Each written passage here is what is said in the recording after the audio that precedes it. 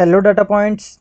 Today we are continue our series Spotify feature engineering. This is the part 6, means we are already done the feature engineering, EDA, data cleaning, all of this, doing the structure the feature engineering, execute, and also done the feature selection,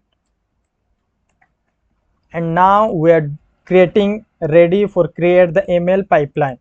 Why we are using the pipeline?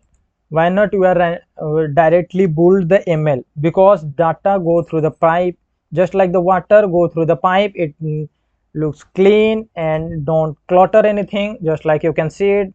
And if the water is came from here, we can see the meter from here. We can control the pipe, how much data can flow it. Similarly, if we are creating that pipeline, then it helps us to understand where the data flow, how we can control all of this, like what to use here, the pipeline and the column transformer from the sklearn library. Okay, simply we are import the libraries and the data sets.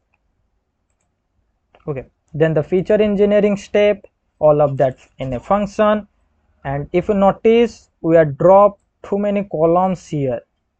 And the previous feature selection, if you notice, we drop only 3 columns, but here we drop many columns. Why? Just before I am saying in feature selection video, feature selection, feature engineering and the pipeline, this is iterative process. It depend upon only the output, not the columns or the steps. If you follow this different step, then you can achieve this 99, 95 like accuracy score. This is not like that.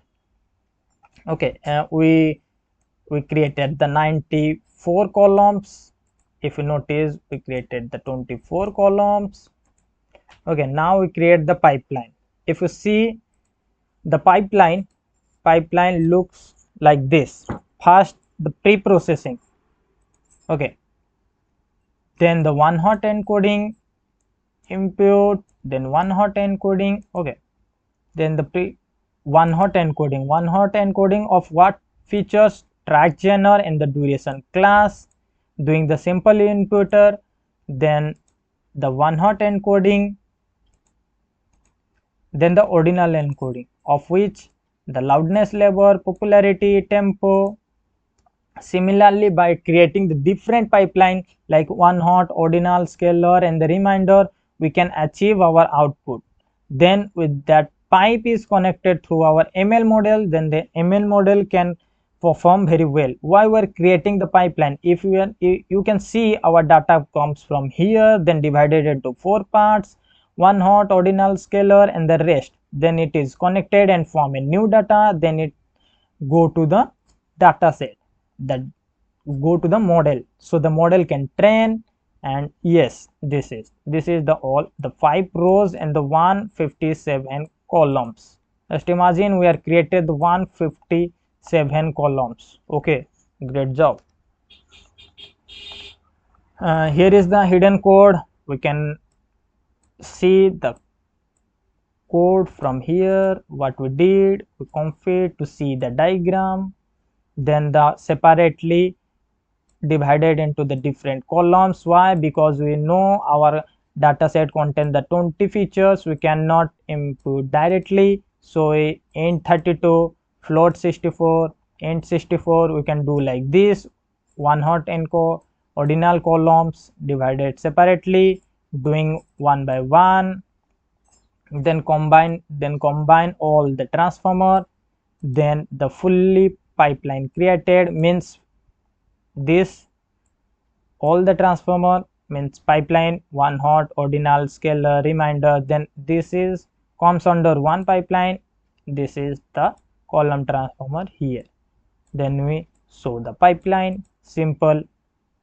Then we created this. Okay, let's check out our fast notebook.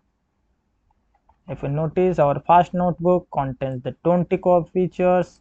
Here we got the 156 features, but we filter 19 you understood this is the iterative process. Okay, I think you got it, the overall idea of this 1 to 6 ml pipeline. Then you can, on top of this pipeline, you can create others model and try and test it out.